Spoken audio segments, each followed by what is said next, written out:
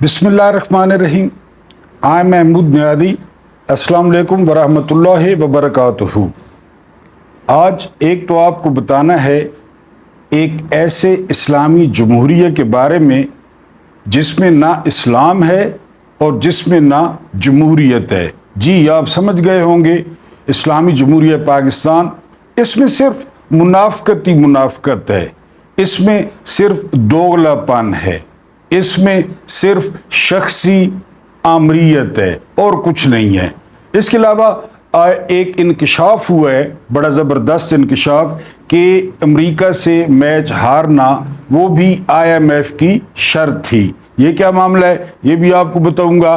और आज कादी फायज ईसा साहब वो बुरी तरह एक्सपोज हुए हैं। जब उमर अता बंदयाल साहब चीफ जस्टिस थे तो इनको बड़ी खारिश होती थी और ये हर दूसरे दिन खत लिखते थे कि आज हवा नहीं चल रही और आज बादल नहीं आए। इनका काम ही यही होता था। और मज़े की बात यह है कि उमर अता बंदयाल के दौर में ये तनख्वाह तो मारते रहे जान में, लेकिन इन्होंने काम नहीं किया। ये चैम्बर में बैठते थे कि जी मैं काम नहीं करता। बहरहाल सबसे पहले हम डिस्कस करेंगे IMF की शर्त। अनवर मकसूद साहब आप जानते हैं कि बड़े मायानाज जो है वो मुसन्निफ हैं, अदीब हैं। उन्होंने इंकशाफ किया है अपनी एक वीडियो में कि अमेरिका से मैच हारना वो IMF की शराइत में से एक था। IMF की शर्त थी कि और बहुत सारी शर्तों के अलावा अगर पाकिस्तान अमेरिका से मैच हार जाएगा तो आपको कर्ज दिया जाएगा। बहरहाल ये एक लाइट सा तबसरा है, लेकिन मुकम्मल इक्कासी करता है पाकिस्तान के सियासी निज़ाम की, पाकिस्तान के जो है वो गवर्नर्स की और पाकिस्तान के जो है वो इशराफिया की।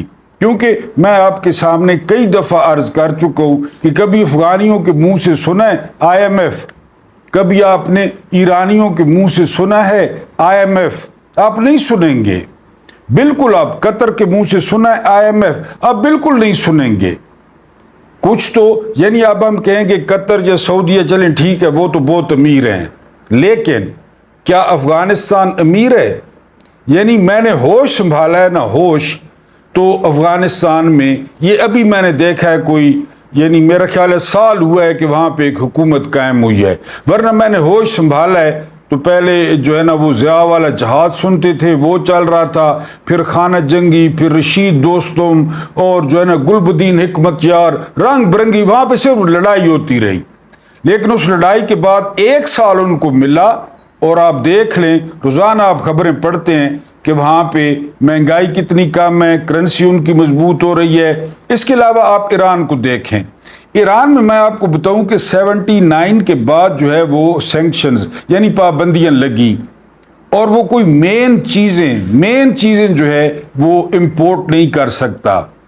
उसका जो मुल्क है वो चल रहा है कोई खुफिया जो है ना, आप कह लें रशिया या चीन, वो खुलेआम कुछ नहीं कर सकते। लेकिन आपको पता है बहुत सारे ज़राए हैं, अंडर द टेबल मामला चलते रहते हैं। उनका तेल भी इसी तरह ब्लैक में वो सस्ता बेचने पर मजबूर हैं। और आपको पता होगा बलोचिस्तान के इलाके का कि वहाँ पे चलते ही ईरानी पेट्रोल है।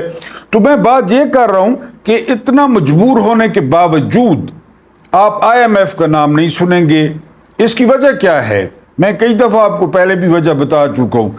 इसकी वजह है अय्याशी, इसकी वजह है जो है ना वो लाइफस्टाइल, इसकी वजह कल परसों मैंने आपको बताया भी था, मैं साइफर केस में इस्लामाबाद हाई कोर्ट में गया हुआ था और जो है वो वहाँ पे हम बाहर खड़े थे दरख्तों के नीचे, तो एक मिनिस्टर गुजरा, एक मिनिस्टर, वो मिनिस्टर नज़र नहीं आया क्योंकि शीशे जो है ना ब्लैक थे, लेकिन उसके साथ जो गाड़ियाँ थी, उसके साथ जो प्रोटोकॉल था और उसकी जो अपनी गाड़ी थी जो उस पर झंडे लगे हुए थे, मैंने कहा क्या बात है जी। यानी वो मिनिस्टर वहां से गुजरा, कौन सा लुगड़, यानी जो भी होगा फॉर्म 47 वाला होगा, क्योंकि उन्होंने 20 सीटें ली हैं और उनके हवाले कर दिया गया। यानी वही एक गाड़ी पे वो सफर भी कर सकता था, चले एक गाड़ी उसके साथ सिक्योरिटी की भी लगा दें, लेकिन जब उसकी 12 गाड़ियां इस तरह दरमियान में वो, इसलिए तो ये बिक जाते हैं ना, क्योंकि आपको पता है यहाँ पे इतना माल है, اتنا مال ہے کہ آپ سوچ بھی نہیں سکتے. یعنی یہ خالی ایم این اے نہیں بنتے, ایم پی اے نہیں بنتے, یہ سونے کی کان میں گھس جاتے ہیں, سونے کی کان میں.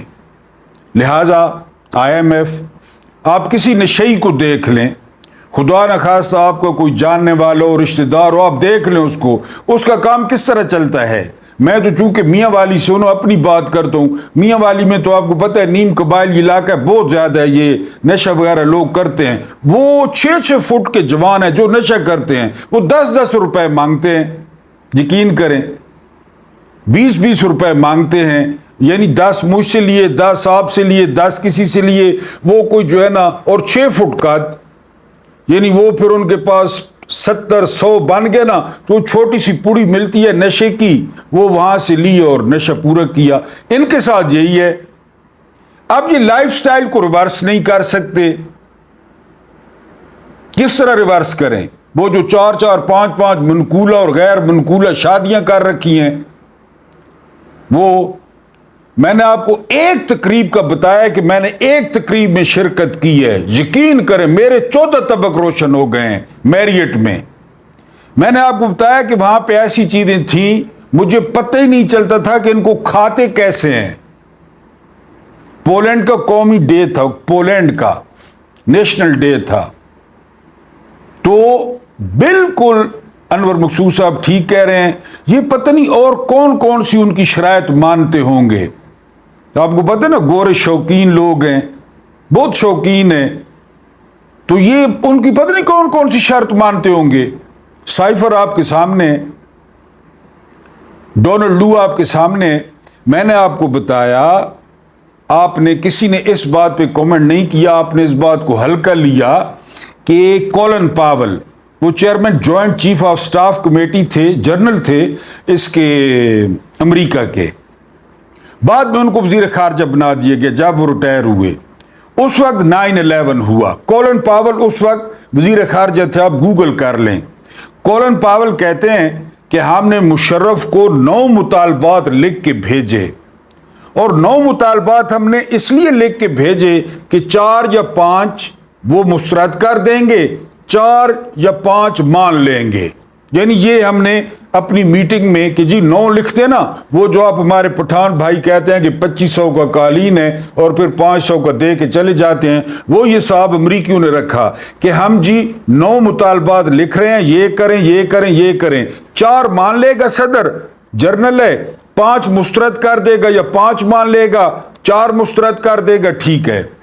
کولن پاول کہتے ہیں اپنی کتاب میں کہ ہماری حیرت کی انتہا نہ رہی, ہم ایک دوسرے کا منہ دیکھنے لگے جب ہمیں وہ موصول ہوا کہ 9 کے 9 جو مطالبات تھے وہ مشرف نے مان لیے تھے, 9 کے 9 مطالبات. کہتے ہیں ہم حیران پریشان کہ 9 مطالبات مان لیے. یہ کولن پاول اپنی کتاب میں لکھ رہا ہے. کیوں مان لیے؟ مال کہ مال آسی, شمالی وزیرستان والے مریں گے, وادی تیرا والے مریں گے, افغانی مریں گے, باجوڑ والے مریں گے, ڈما ڈولا کے مدرسے پہ 80 حافظ مریں گے, لیکن مال, ان کو مال دو, ڈالر دو تو ماما گھنو. رمزق یعنی کوئی غلط بات تو نہیں کی تھی نا. آپ کو برا لگتا ہے رمزق کلارک نے غلط بات کی تھی؟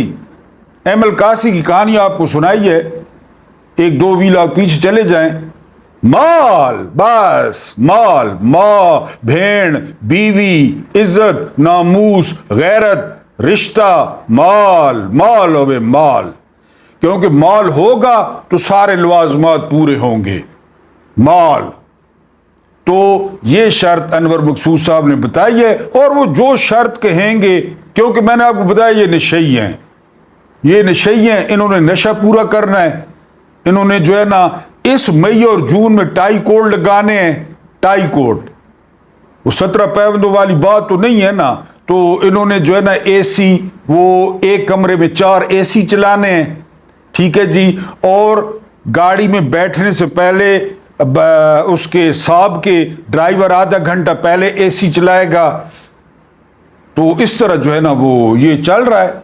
میرے ایک دوست بتا رہا تھا، وہ سرکاری ڈرائیور ہے، وہ کہہ رہا تھا کہ وہ ہم پیٹرول ڈلواتے ہیں نا تو بندہ پیٹرول ڈال رہا ہوتا ہے تو میں تو نہیں صاحب جب تک وہ باہر نہ گرے نا ٹینکی سے پیٹرول مزہ نہیں آنا، پیٹرول جب تک باہر نہ گرے ٹینکی سے، وہ با کہہ دو جب نیچے گرتا ہے تو پھر اس کا نا ٹھیک ہے۔ یہ نشئی ہیں، یہ مانگتے ہیں 50 روپیہ 60 روپیہ، تو پھر کوئی اینکر نسائی کھڑے نہ ہے تو کوئی کیئر نسائی کھڑے نہ ہے تو کوئی کیئر نسائی کھڑے نہ ہے۔ بہرحال یہ انور مقصود صاحب نے کہا ہے۔ اس کے علاوہ اپنا اپنا سچ اور اپنی اپنی سینیورٹی۔ یہ قاضی فائد عیسی سینئر جج تھے عمر عطا بندیال۔ عمر عطا بندیال کی پیٹھ میں کسی نے خنجر گھونپا ہے نا تو وہ یہ میر صادق ہے، یہ میر جعفر ہے، یہ قاضی فائد عیسی یہ کہتا تھا کہ سینئر جج لے کر آئیں سپریم کورٹ میں۔ ایک تو فوراً جس دن جج ریٹائر ہوتا تھا نا اگلے دن ایک خط لکھ مارنا ہوئی کہ جج آنو اتنے کیس پائن۔ اب کتنے عرصے سے 3 سیٹیں خالی تھیں، پرواہی کو نہیں۔ پھر سینیارٹی کہ جی سینئر سب سے سینئر جج وہ لایا جائے۔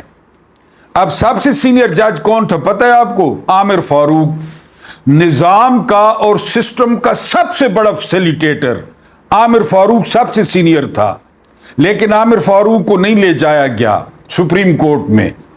کیوں؟ وہ نظام کا سہولت کار ہے اور وہ ان کی ضرورت ہے، اور پنجاب ہائی کورٹ کا 2-3 مہینے میں نام روشن کر دیا تھا ملک شہزاد صاحب نے۔ ٹکر دے رہا تھا وہ ٹک ٹاکر کو، ٹریبونل جج لگائیں، دہشت گردی کے جج لگائیں، اس کو بلا لیا قاضی فائد عیسی نے۔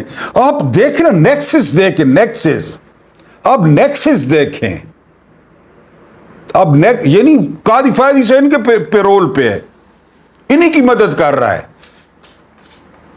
ملک شہزاد صاحب کو لاہور ہائی کورٹ سے اٹھایا اور اس کو بنا دیا سپریم کورٹ کا جج، اور یہ کچھ دن پہلے ایک وکیل انکشاف کر چکا تھا کہ ملک شہزاد میرٹ پہ کام کر رہا ہے، قانون پہ کام کر رہا ہے، آئین پہ کام کر رہا ہے، اپنے حلف پہ کام کر رہا ہے۔ پنجاب حکومت نے قاضی فائد عیسی کو واٹس ایپ کر دیا ہے کہ ملک شہزاد کو یہاں سے نکالو، نکال دیا گیا، سپریم کورٹ میں لے آئے۔ اب پھر موجاں آج صدیق جان صاحب کہہ رہے تھے کہ جو کوئی پی ٹی آئی کا اگر ورکر بچ گیا تھا ظلم و ستم سے تو وہ تیاری پکڑ لے، کیونکہ ملک شہزاد صاحب چلے گئے ہیں اور اب جو چیف جسٹس آ رہے ہیں تو وہ پھر جو ہے نا وہ تیاری پکڑیں، صدیق جان صاحب کہہ رہے تھے۔ کیونکہ آپ کو پتہ ہے یہ ہر چیز ملا کے کھیلتے ہیں۔ اس سے پہلے والے وی لاگ میں بتایا کہ یہ اتنے روٹڈ ہیں، یہ نظام کی جڑوں میں بیٹھے ہوئے ہیں، جڑوں میں، ان کو ہر چیز کا پتہ۔ 2 نمبر بندے کو، جو بندے اللہ معاف کرے چرس پیتے ہیں نا ان کو سعودیہ میں کھلی ملتی ہے۔ آپ کہتے ہیں کہ سعودیہ میں یہ اور وہ اور سارا کچھ، جو لوگ شراب پیتے ہیں ان کو سعودیہ میں کھلی ملتی ہے، کیونکہ ان کو پتہ ہے، ان کو پتہ ہے سسٹم کا سارا پتہ ہے ان کو۔ تو ملک شہزاد نے ٹف ٹائم دیا، ملک شہزاد کو اٹھا کے سپریم کورٹ قاضی صاحب کی طرف پیغام گیا کہ ہمیں جو ہے نا وہ تنگ کر رہا ہے، قانون کی بات کرتا ہے، آئین کی بات کرتا ہے، میرٹ کی بات کرتا ہے۔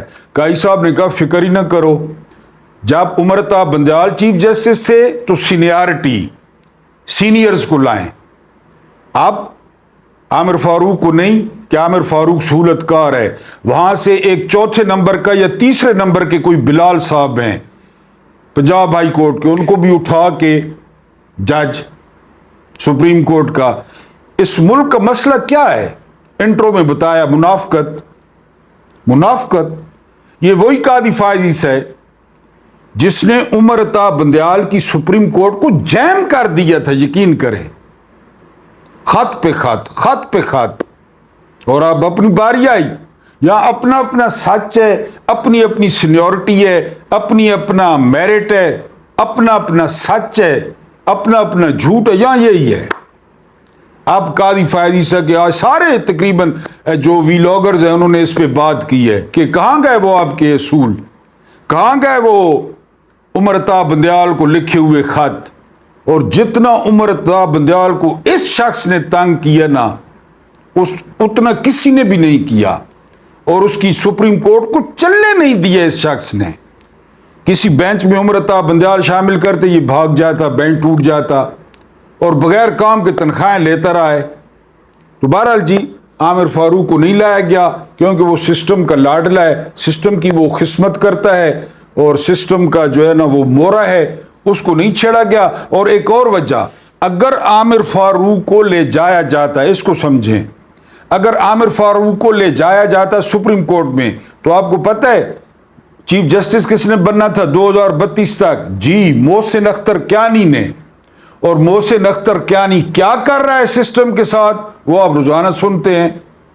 سیکٹر کمانڈر کو بلاؤ، ISI کا خرچہ بتاؤ، MI کا خرچہ بتاؤ، وہ روزانہ پوچھتا ہے، کہتا ہے سب کو بلاؤں گا۔ ڈیفنس منسٹر کو بھی ڈیفنس سیکٹری کو بھی طلب کی ہے، وہ چیف جسٹس بن جاتا۔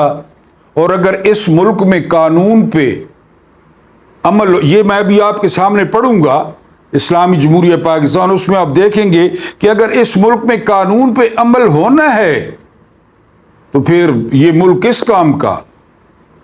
اب آتے ہیں جو ہے وہ جو ہماری مین سٹوری ہے اسلامی جمہوریہ پاکستان، آپ نے توجہ دینی ہے، آپ لوگ انجوائے کریں گے۔ شاہ جی کا خیال تھا، دوست ہیں، اس ملک کا سب سے بڑا مسئلہ معیشت ہے۔ جب تک معیشت کا پہیہ صحیح رفتار سے نہیں چلتا، یہ ملک ٹھیک نہیں ہو سکتا۔ خدا کی پناہ شاہ جی نے پہلوانوں کے سٹائل میں ران پر ہاتھ مارا۔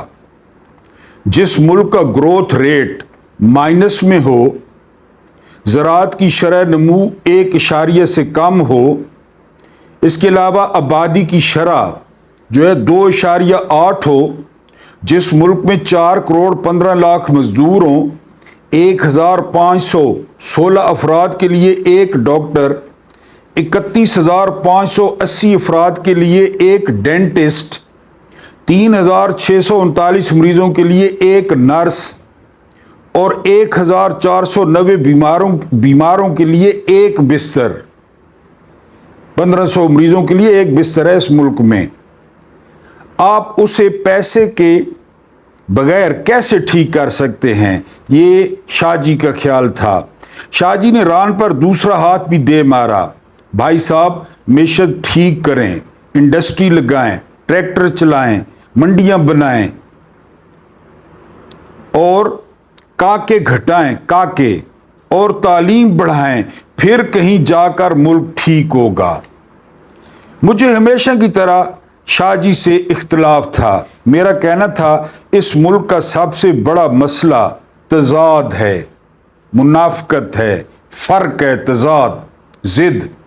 ہمارے نظام، ہماری کارکردگی اور ہماری کوششوں میں ایک منافقت پائی جاتی ہے۔ یہ منافقت، یہ تضاد ہی ہمارے سفر کی سب سے بڑی رکاوٹ ہے۔ خدا کی پناہ ملک کا نام ہے اسلامی جمہوریہ پاکستان، لیکن اس ملک میں اسلام ہے اور نہ ہی جمہوریت۔ ہمارا اسلام آج تک صرف تقریب حلف برداری سے آگے نہیں گیا، یعنی اسی میں استعمال ہوتا ہے۔ ہماری جمہوریت پر ہمیشہ آبریت کا سایہ رہا۔ دیکھ لیں کس کا سایہ ہے؟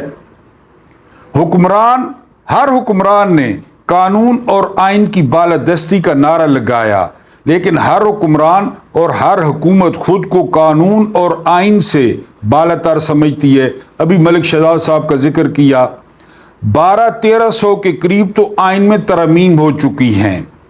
کتنے حکمران، کتنے سیاسی اور فوجی رہنما ہیں جن پر اقتدار کے دوران مقدمے بنے،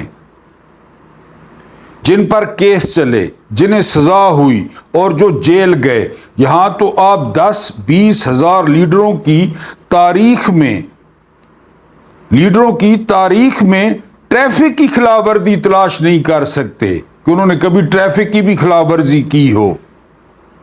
جس دنیا میں تمام لیڈر اپنے دور اقتدار میں عدالتوں اور تھانوں میں دکھائی دیتے ہیں، اس دنیا میں آپ اپنا حکمران یا اس کے خاندان کا کوئی فرد دکھا دیں جس پر اقتدار کے دوران مقدمہ بنا ہو یا وہ تھانے کچہری میں پیش ہوا ہو، جاتے بھی ہیں تو فوراً باہر۔ وہ یاد نہیں ہے ٹک ٹاکر کو نیب نے بلایا تھا لاہور میں اور انہوں نے وٹے مار مار کے نیب کا کیا اشر کیا تھا؟ دیکھ لیں سارے حکمران، جبکہ قانون توڑتے ہی یہ لوگ ہیں۔ اتحاد، ایمان اور تنظیم ہمارا ماٹو ہے، مقصد ہے، لیکن اتحاد کا یہ عالم ہے چند کوس کے بعد، چند میلوں کے بعد زبان، ثقافت اور سوچ بدل جاتی ہے۔ ملک میں 32 زبانیں اور 24 علیحدگی پسند تنظیمیں ہیں۔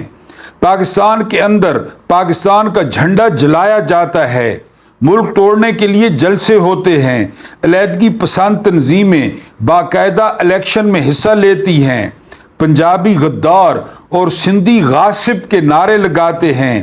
ادھر ایمان کی حالت یہ ہے، ہم دنیا کے کسی حکمران کے سامنے بھی لیٹ جاتے ہیں۔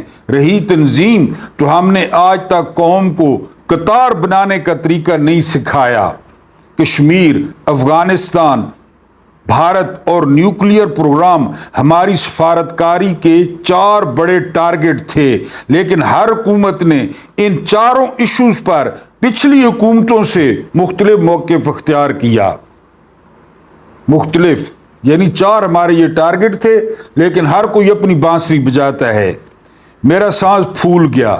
شاہ جی بدستور رانوں پر ہاتھ مارتے رہے۔ میں نے عرض کیا، شاہ جی اردو ہماری قومی زبان ہے، اس زبان کے لیے ہم نے پاکستان حاصل کیا، بنگالیوں کو ناراض کیا، لیکن 54 سال گزرنے کے باوجود ہم اپنی قومی زبان کو قومی زبان کا درجہ نہیں دے سکے۔ 78 سال ہو گئے ہیں، آج بھی ہماری ساری دفتری، قانونی اور حکومتی سرگرمیاں انگریزی میں ہوتی ہیں۔ آج بھی اس ملک کے 70% لوگ اردو نہیں لکھ سکتے، 45% لوگ بول نہیں سکتے اور 38% لوگ سمجھ نہیں سکتے۔ یہ قومی زبان ہے۔ اسلام ہمارا قومی مذہب ہے اور اس ملک کی بنیاد ہے۔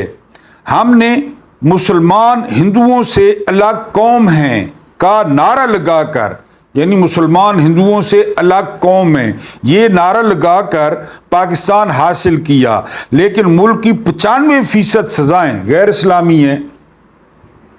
ہم آج بھی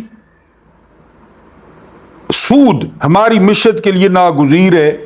سود جیسی فضول اور غیر شرعی بحث میں الجھے ہوئے ہیں۔ ہم مسلمان ہیں لیکن پاکستان کو اسلامی ریاست کہتے ہوئے شرماتے ہیں۔ ہم اپنے پاسپورٹ، اپنی سرکاری دستاویزات پر اسلامی جمہوریہ پاکستان لکھتے ہیں، لیکن خود کو ماڈرن مسلم اور ملک کو ماڈرن اسلامک اسٹیٹ کہتے ہیں۔ ماڈرن یعنی سنی لیون اور ماڈرن ہے، یہ اسلامی لیکن تھوڑا سنی لیون اور یا میاں خلیفہ اور ماڈرن ہے۔ ہم اسلام پر معذرت خواہ ہیں۔ ہماری پوری قوم جمہوریت کے بخار میں مبتلا ہے۔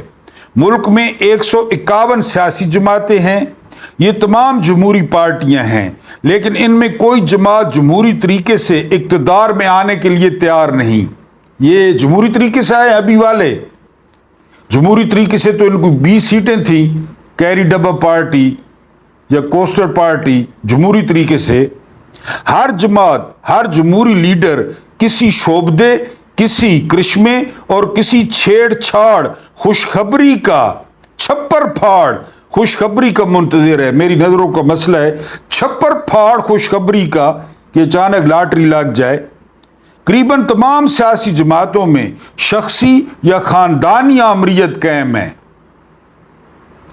10 سال پارٹی کے الیکشن نہیں ہوتے، اس دن ہوئے جو ہیں، یعنی پہلے چھوٹا بھائی صدر تھا، وہ ہٹ گیا، بڑا بھائی صدر بن گیا اور وہ بھی بلا مقابلہ۔ پارٹیاں دوسری پارٹیوں کے لیڈروں کو الیکشن لڑنے کا حق دینے کے لیے تیار نہیں۔ جتنے بھی لیڈرز ہیں یہ سارے جمہوریت کے سرپرست حکومت سے مطالبہ کرتے ہیں نواز شریف وغیرہ کو الیکشن لڑنے کی اجازت نہ دی جائے، یعنی اب عمران خان کو اجازت نہیں دی گئی، یعنی یہ جمہوریہ کہتے ہیں کہ اس کو الیکشن لڑنے کی اجازت نہ دی جائے، ایک دوسرے کے بارے میں کہتے ہیں۔ اور اب تازہ ترین لطیفہ بھی ملاحظہ کیجئے کہ حکومت نے 8 فروری کو الیکشن کرائے اور دعویٰ تھا کہ اقتدار عوام کے منتخب نمائندوں کے حوالے کر دیا جائے گا، لیکن چیف الیکشن کمشنر اور اعلی شخصیت کے پاس عوام کی منتخب کردہ اسمبلی اور اس اسمبلی کے اعتماد سے بننے والی حکومت کو چلانے کا مکمل اختیار ہوگا، اور نہ صرف اس کے ساتھ جنم لینے والی جمہوریت کو جمہوریت کہہ رہے ہیں، اس الیکشن کے ساتھ جنم لینے والی جمہوریت کو جمہوریت کہہ رہے ہیں، بلکہ ہماری زیادہ تر جمہوری پارٹیاں اس جمہوریت کو تسلیم کرنے پر آمادہ ہیں۔ سارے تسلیم کر چکے ہیں سوائے عمران خان کے کہ یہ جمہوریت ہے جو اب چل رہی ہے۔ 8 فروری کو دن کے 5 بجے تک کیا ہوا، رات کو 12 بجے تک کیا ہوا، پھر 9 فروری کو کیا ہوا، ساری پارٹیاں کہتے ہیں یہ جمہوریت ہے۔ میرا سانس تیزی سے چل رہا تھا، شاہ جی مسلسل پہلوانوں جیسی حرکتیں کر رہے تھے، میں نے پانی کا گلاس پیا اور ٹشو سے منہ صاف کر کے۔ شاہ جی یہ وہ تضادات ہیں، یہ منافقت ہے جو ہمیں لے بیٹھی ہے۔ اگر ہم نے یہی کرنا ہے، وزیر اعظم اور اسمبلی کی معطلی کا یا اس پر ایک شخص باوردی شخص کا اختیار ہوگا، تو پھر اتنی لمبی چوڑی ایکسرسائز کی کیا ضرورت ہے؟ الیکشن کیوں ضروری ہیں؟ آپ 350 لوگ پکڑیں، انہیں اسمبلی میں بٹھائیں اور اعلان کر دیں یہ عوام کے منتخب نمائندے ہیں۔ اسی طرح کیا گیا، ایک ایک چور، ڈاکو، لٹیرا، جیب کترا، جیرا بلیڈ پکڑا گیا اور اعلان کر دیا گیا کہ یہ آپ کی اسمبلی ہے، یہ آپ کے منتخب لوگ ہیں۔ لوگوں نے منتخب نہیں کیے، لیکن جنہوں نے کیا وہ آپ کو پتہ ہے۔ جی کہیں سے کوئی الف دین لائیں، اس سے حلف لیں اور عوام کو حکم دیں تا حکم ثانی سے وزیر اعظم سمجھا جائے۔ پالشیا، یہ پالشیا کدھر سے آیا ہے؟ پالش مار مار کے، خوشامد کر کر کے، گیٹ نمبر 5 ڈگی میں چھپ چھپ کے ملاقاتیں کر کے آپ انہوں نے اعلان کر دیا یہ وزیر اعظم ہے۔ ٹھیک ہے، بات ختم۔ کم از کم الیکشن کے 70 ارب تو بچیں گے نا۔ اگر اسلام اور ماڈرن اسلام دو مختلف چیزیں ہیں تو آپ اس ملک کا نام ہی modern Islamic state of Pakistan رکھ دیں، یعنی ماڈرن ہو نا، تساں ماڈرن ہو تو بس ٹھیک ہے، ماڈرن رکھو۔ کم از کم ہمارے قول و فعل کا تضاد تو ختم ہو جائے گا۔ اگر ہم نے انگریزی ہی سے کام چلانا ہے تو آپ انگریزی کو قومی زبان کا درجہ دے دیں تاکہ اردو اور انگریزی کے درمیان لٹکنے کا سلسلہ تو بند ہو جائے۔ اگر جمہوریت وہ ہے جسے آپ جمہوریت سمجھتے ہیں تو پھر آپ مہربانی فرما کر پاکستان میں جمہوریت کے لفظ پر پابندی لگا دیں۔ اگر یہ جمہوریت ہے تو یہ، اور یہ ٹک ٹاکر والی یہ جمہوریت ہے تو پابندی لگا دیں تاکہ عوام کو یہ معلوم ہو ساری جماعتیں اقتدار پارٹیاں ہیں، اور اگر ہم نے قانون اور آئین کے ساتھ یہی کرنا ہے تو آپ مہربانی فرما کر یہ قانون بنا دیں۔ آج سے اس ملک کا ہر با اقتدار شخص قانون سے بالاتر ہوگا۔ کم از کم ہم منافقت کے گناہ سے تو بچ جائیں گے۔ یہ اعلان کر دیں کہ یہ قانون کے نیچے نہیں ہے، قانون مالو مسلی کے لیے اور جو ہے نا وہ جید مراسی کے لیے، محمود نیادی کے لیے، اور جو ہے نا وہ میرے جو ہے نا وہ دو شیخ امتیاز کے لیے، میرے بھائی صدیق کے لیے، ان لوگوں کے لیے ہے۔ باقی یہ قانون سے پہلے بھی بالاتر ہیں تو آپ آئین میں لکھ دیں کہ یہ آئین سے بالاتر ہیں۔ شاہ جی آخر شاہ جی ہم کب تک کچرے کے ڈبوں پر گلاب کا عرق چھڑتے رہیں گے؟ یہ کچرے کے ڈبے، یہ سیاسی لاشیں، ہم کب تک خرابات کو عبادت گاہیں کہتے رہیں گے؟ ان ڈھیریوں کو، گند کی ڈھیریوں کو ہم کب تک چیلوں کو تیتر ثابت کرتے رہیں گے؟ ہم کب تک اپنے آپ سے جھوٹ بولتے رہیں گے؟ کب تک خود کو دھوکہ دیتے رہیں گے؟ اب آپ کی مرضی ہے، آپ نے جب تک اپنے آپ کو دھوکہ دینا ہے آپ اپنے آپ کو دھوکہ دیں۔ نہ یہ اسلامی ہے، نہ یہ جمہوری ہے، ہاں ماڈرن ہے، بالکل ماڈرن کر دیں۔ جس طرح میں نے کہا میاں خلیفہ، سنی لیون اور مجھے نام آتے نہیں ہیں، موجیں ہی موجاں ہر طرف، بالکل تاکہ نظارے نظارے آ جون۔ اللہ پاک تو آپ کو آسانیاں عطا فرماوے، آسانیاں ونڈونی توفیق عطا فرماوے۔ اللہ پاک تمہاری مزدوریاں تے رودیاں برکتاں پاوے۔ اللہ پاک تمہارے دسترخوان کو وسیع و ریز کر دے تے میں کو برداشت کرنا بہت بہت شکریہ۔